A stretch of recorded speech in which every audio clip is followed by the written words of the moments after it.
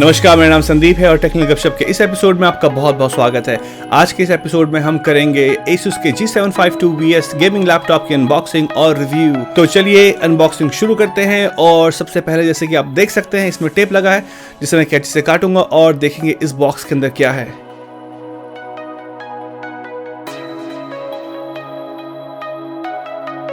तो अब हमने बॉक्स खोला और बॉक्स खोलते ही दिखा हमें इन सर्च ऑफ इनक्रेडिबल, जो कि है Asus की टैगलाइन। इसके बाद हम निकालते हैं इसमें से 230 वॉट का AC अडाप्टर। तो इसकी केबल और अडाप्टर अलग है, इसको कनेक्ट कर लेंगे बाद में हम। और भी मैं लैपटॉप को साइड में रखता हूँ और देखते हैं इन तीन बॉक्सेस में क्या है। मेरे हिसाब से ये एम्प्टी है, लेकिन फिर भी देखने में कोई हर्ज नहीं। तो इसमें है वारंटी कार्ड और यूज़र गाइड। और अब बारी आती है लैपटॉप की। तो देखते हैं इस वाइट से बैग में कैसा लैपटॉप है। वाव, बहुत ही सुंदर लैपटॉप और बिल्ड क्वालिटी तो बहुत ही बढ़िया है इसकी। जैसे आप देख सकते हैं इसमें रेड एक्सेंट के वेंटिलेटर्स हैं जो कि इसको एक बहुत ही प्यारा सा लुक देते हैं।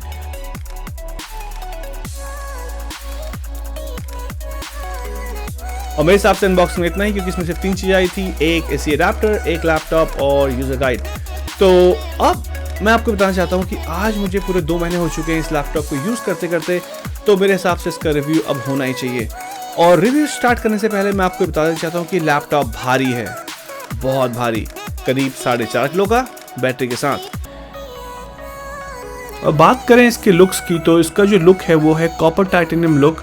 और जो पीछे इसका एग्जॉस्ट है, वहाँ पे जब आप लैपटॉप को ऑन करते हैं तो आपको दिखती है रेड कलर की LED, जो इसको एक बहुत ही फिनोमिनल लुक देती है। तो जैसे आप देख सकते हैं इसके जो रियर एग्जॉस्ट हैं, जो पीछे के इसके एग्जॉस्ट हैं, ये है कॉपर एक्सेंट कलर के, रियल कॉपर नहीं है। उसके बावजूद भी बहुत देखने में बहुत सुंदर और अच्छा लगता है। इसकी टॉप लिड में ROG ROG का लोगो बहुत ही प्रोमिनेंट है, जिससे कि जो एक लुक है वो एक गेमर लुक आता है देखते ही लैपटॉप को। अब अगर इसके राइट साइड में देखें तो राइट साइड में हमको मिलेंगे इसके इंडिपेंडेंट ऑडियो पोर्ट्स, जो कि 3 पोर्ट्स हैं, हेडफोन, माइक और लाइन इन के लिए। उसके बाद हमारे पास है USB Type-C थंडरबोल्ट पोर्ट, जो आपको देता है हाई स्पीड।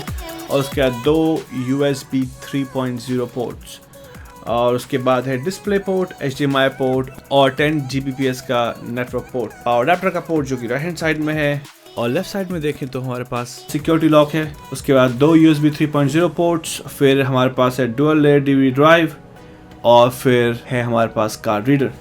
और अगर इसके नीचे की तरफ देखें तो आप देख सकते हैं यहाँ पे है 3D वेपर चैम्बर, जो कि है Asus की प्रोप्राइटरी थर्मल कूलिंग टेक्नोलॉजी, जो कि आपके GPU को रखता है करीब करीब 60 डिग्री तक ठंडा और आपके CPU को करीब करीब 2 डिग्री तक ठंडा।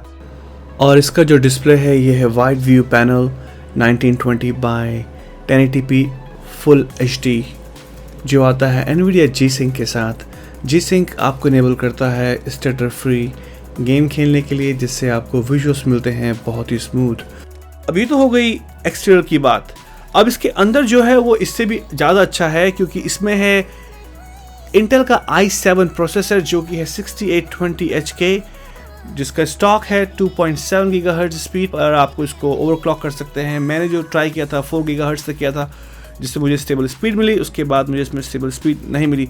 इसके अलावा इसमें है NVIDIA का GTX 1070 ग्राफिक्स कार्ड, जिसमें है 8 GB वीडियो रैम, जो कि आपको बहुत अच्छी परफॉर्मेंस देता है जब भी आप कोई भी गेम खेलते हैं, चाहे वो फर्स्ट पर्सन शूटर हो या थर्ड पर्सन शूटर हो या कोई भी हाई डिमांडिंग गेम। और इसके अलावा मैंने इसके बेंचमार्क भी किए हैं 3D Mark 11 में, तो उसके रिजल्ट्स मैं आपके संग शेयर करता हूं। अगर आप देखें तो ये एक गेमिंग डेस्कटॉप को भी पीछे छोड़ता है परफॉर्मेंस में। तो कहने की बात नहीं है कि ये करीब करीब एक तरीके से डेस्कटॉप का रिप्लेसमेंट है, जो कि इसके वेट को एक्चुअली जस्टिफाई भी करता है, क्योंकि 5 किलो का लैपटॉप लेके आप कहीं जा रहे हैं और अगर बैकपैक में भी आप लैपटॉप लिया है तो भी पीठ में दर्द हो सकता है अगर आप बहुत लंबे टाइम में चलें। अगर आप बात करें कि आप इसको कितना अपग्रेड कर सकते हैं, तो ये जो मॉडल है इसमें 16 GB रैम है और 1 TB की हार्ड डिस्क है और 256 GB की SSD है। लेकिन अगर मैं आपको इसका कंपार्टमेंट खोल के दिखाऊं, जिसके लिए मुझे पावर टूल चाहिए होंगे, नहीं, ये सिंपल से पावर टूल चाहिए। और सिंपल से आप इसको स्क्रू करके खोलेंगे तो आप देखेंगे कि यहाँ पे आपके पास 2 ब्लैक मेमोरी कंपार्टमेंट्स हैं, जहाँ पे आप 8 GB की और रैम लगा के इसको और लाइक 16 GB 32 GB कर सकते हैं, या फिर अगर आप चाहें तो सब सारी की सारी रैम निकाल के आप इसको मैक्सिमम 64 GB तक अपग्रेड कर सकते हैं। और अगर आप देखें तो यहाँ पे एक M2.5 स्लॉट भी खाली है, इसमें आप एक और SSD लगा सकते हैं। और M2.5 normal SATA hard disk से या SATA SSD से बहुत फास्ट होती है क्योंकि डायरेक्ट PCI लेन में कनेक्ट होती है। और इन सब हार्डवेयर के अलावा जो इसकी एक खासियत है, इसमें गेमिंग सेंटर है, जिससे आप चाहें तो पूरा का पूरा अपना गेम के सिस्टम कंट्रोल कर सकते हैं, उसमें मैक्रो डिफाइन कर सकते हैं और अपना गेम को भी रिकॉर्ड कर सकते हैं, क्योंकि इसमें आता है XSplit गेम कैस्टर, जिसकी मदद से आप गेम भी कैस्ट कर सकते हैं लाइक लाइव गेमिंग। तो जो मुझे इसकी बैटरी लाइफ मिली जब मैं गेम खेला था इसमें, वो मुझे मिली 2 घंटे की, शायद 1 घंटा 45 मिनट की एक्चुअली। और अगर आप गेम खेलें तो प्लीज़ इसे बैटरी में ना लगाएं, क्योंकि ये गेमिंग लैपटॉप है, बहुत जल्दी बैटरी ड्रेन करेगा। और नॉर्मली अगर आप इंटरनेट सर्फ कर रहे हैं तो आपको आराम से 2-2.5 घंटे की बैटरी दे देगा। और जिसका कीबोर्ड है ये भी बहुत यूनिक सा कीबोर्ड है, क्योंकि 30 की स्ट्रोक को एक टाइम पे रजिस्टर कर सकता है।